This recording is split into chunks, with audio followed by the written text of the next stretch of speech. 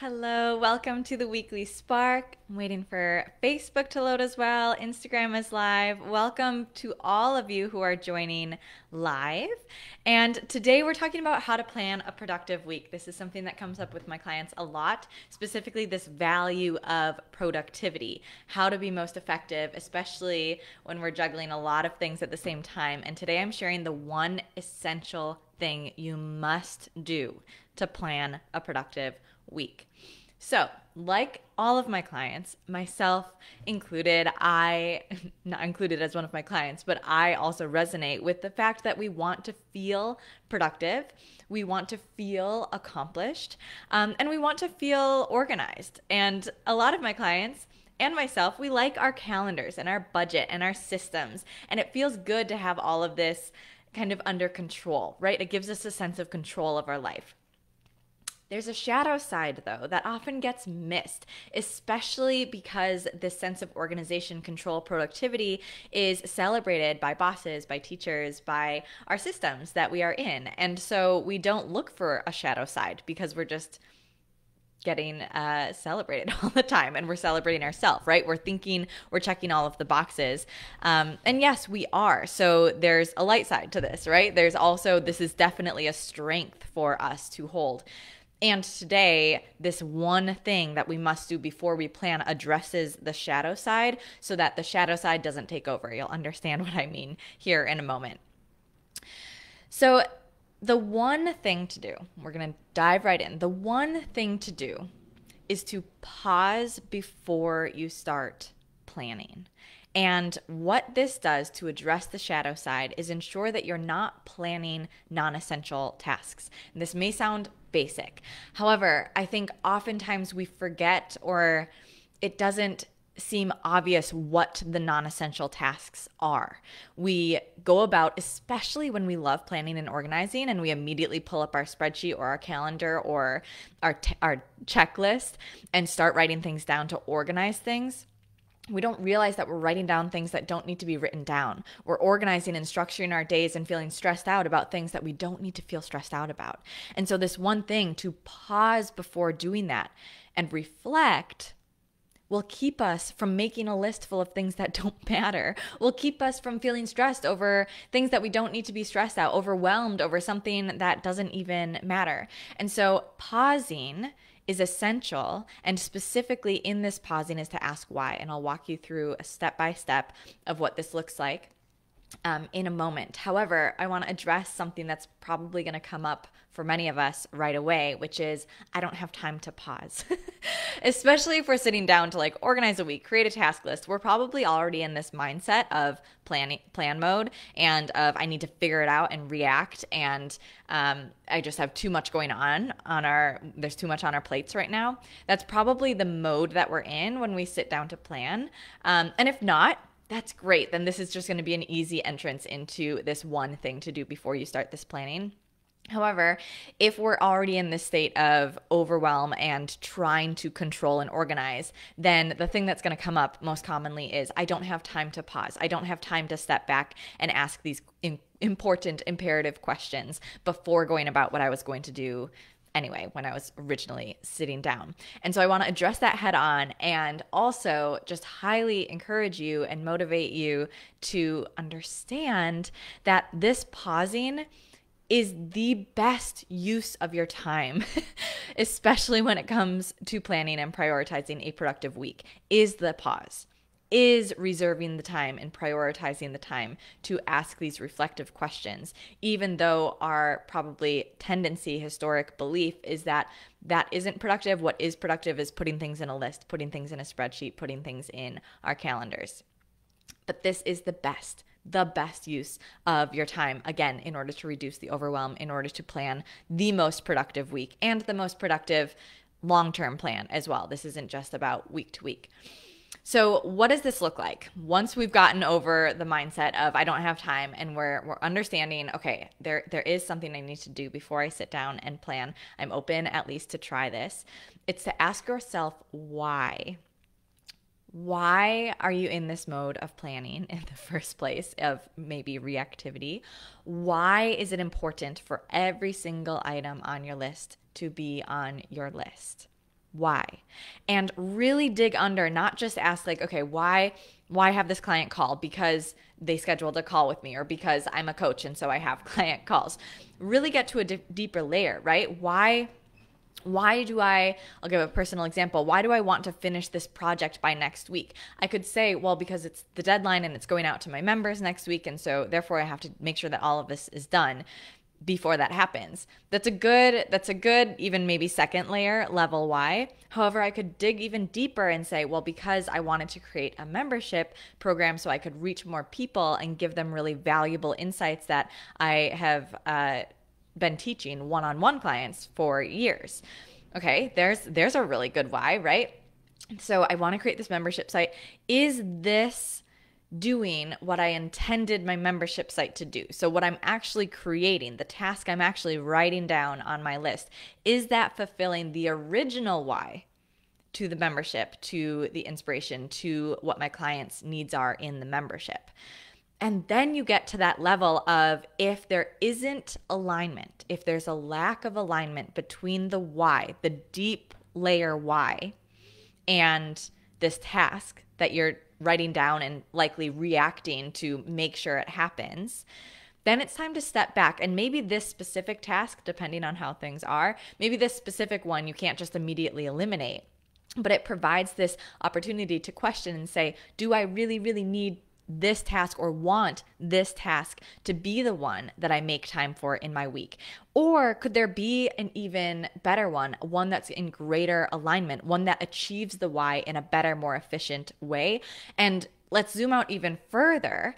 So something I often coach clients through is when they're starting their own business, and everyone has a different motive for this. Some people have this passion that they just want to enact and live. Some people want to create a life of freedom. Some people don't want to have the guise of a not the guise, what's the word I'm looking for? They don't want to follow someone else's instruction. They want to live a life of freedom. And that can be your big picture why. Even if it's like a really day-to-day task, it's to say, okay, well, this is to run my business. I want to make sure that I have income so that I can become a sustainable business. Great. Why do you want to be a sustainable business? Because state your why, that big picture why. And then when you have that on the forefront of your mind and have it to parallel with the task at hand, with what you're trying to plan for, to say, does this align? Does this match? So sometimes as entrepreneurs, as business owners, we get into this status quo cycle of needing to do everything and needing to work overtime. And maybe I still am coming to terms with whether I believe this or not. Maybe that is the case for the first year or two, or a little bit of time in business. Maybe it is the case that we're working a little bit more. However, I know for sure at some point that needs to shift. Otherwise, that will be forever. And it's easy to slip into that mindset and stay in that mindset forever, because that's just how we started, because that's just how it always has been. And so the original why of, I want to live a life of freedom, let's use that as an example, and therefore I'm creating my own business so that I can travel or do whatever you want to do with this life of freedom. If you're living in a business that is controlling you rather than you being in control of that business, you're not actually attaining that why, the original why that you had to start.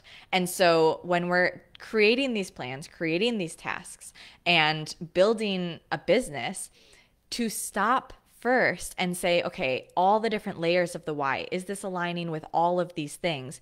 If there's misalignment, it's a really big cue to say, I gotta ditch something here. If, however, maybe I gave the example of the deadline. So if you have a deadline, if you have a project, you're trying to plan it in your week, you're writing it down on your task list, and it does align with your why, but maybe it doesn't need to be done this week. So we might want to feel this feeling of like, I want to feel productive. I want to feel like I did a lot of things, right? Maybe you want to feel in charge. You want to feel in control of your business, and therefore something that helps you feel in control is to have things done ahead of time. So if the why is to feel in control and to feel productive and to feel on top of your game, it doesn't necessarily have to be tied to getting it done before the deadline. Chances are you just want to make sure it gets done by the deadline, and it just felt extra good to get it done before. However, if this week is a super busy week and next week looks pretty open, and you're trying to cram it all into this week because of a now historic outdated why, outdated alignment, then take that time, pause and say, okay, this thing can be shifted. So even if there is alignment, maybe there's alignment at one level of the why, but not alignment at another level of the why. Notice there are multiple layers here. Then give yourself permission to shift. You don't need to eliminate a task altogether or change something so drastically. However, to give yourself permission to shift, even if there was an alignment in the past. I'll give another tangible example. Many of you know I've been writing my book this year, and the original why to writing this book, there's a lot of layers as there are with all of these examples. I love writing. I wanted to get this into the hands of more individuals, this alignment journey concept, and what I work with clients all the time. And this year, originally, at the beginning of 2020, I thought it was going to be speaking year. That was my focus for the year. However, COVID turned that upside down, as it turned all of our worlds upside down. And so I took the opportunity to kind of flip-flop my timelines, where I was like, okay, instead of speaking and getting that going and then write a book, I'm going to write a book this year and then speak later whenever COVID eases up. And so that's what I did. I flip-flopped and I wrote the book, and I'm so grateful. It is fully written. It is not fully edited, but it is fully written. And I'm so grateful for that opportunity. However, at the end of this year, as we're all looking at the end of a calendar year and looking to a fresh start, we often impose this deadline on ourselves that's totally unnecessary. So personally, I was imposing this deadline of I need to finish editing this book. I need to have a complete manuscript by the end of 2020 because this is the year of writing my book, right? That was a why that I created way back in April once I shifted and recalibrated. But when I was feeling stressed, especially as I'm doing a lot of holiday promotion right now, a lot of really fun deals for you guys, the experience membership is growing pretty quickly. And so as all of this was happening, I was starting to feel stressed of how do I fit my book into my schedule and trying to plan for it. And yes, I just as I can, I'm capable of doing it. You're capable of planning and organizing a life where it all gets done. I'm sure you're capable of it, but are you capable of doing so in a way that fosters your big why, the underlying reason for all of this in the first place? And when I took the time to pause and reflect and ask myself that question, there wasn't a good reason for me to finish the book by the end of the year except for this arbitrary deadline. And so check in with yourself too. Maybe you do still have this goal to finish this thing or do whatever it is that you're trying to plan for, but does it have to be now? Can you recalibrate? Can you delegate? Can you do it in a different way and still accomplish that underlying why?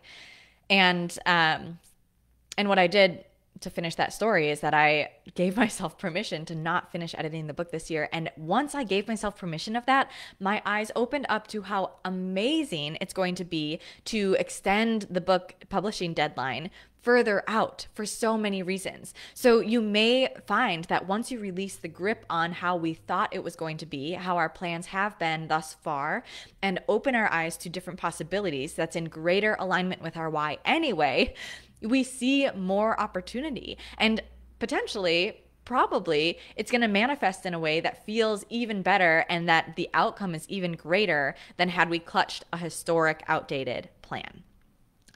So it's to pause, it's to ask why. If the why does align. So if you pause, if you ask why when you're writing this task, when you're creating your plan, when you're organizing your calendar, your schedule, and you're like, yep, this why does align, this, meets the requirements that I have for myself, then state the why and hold that why as your center point so that as you enact the plan, you also have flexibility and accountability to maintain alignment. And so what this looks like is, let's say at one point I'm working with a coach, this was a few years ago, and I was thinking, I really want to talk to more individuals one-on-one. That's how I connect. That's how I share coaching and explain what it is and hear what people are having challenges with right now and what their desires are right now, and therefore I can support them in better ways. So I set a goal at one point to talk to 3 individuals a day about coaching, and that aligned with the why on all levels.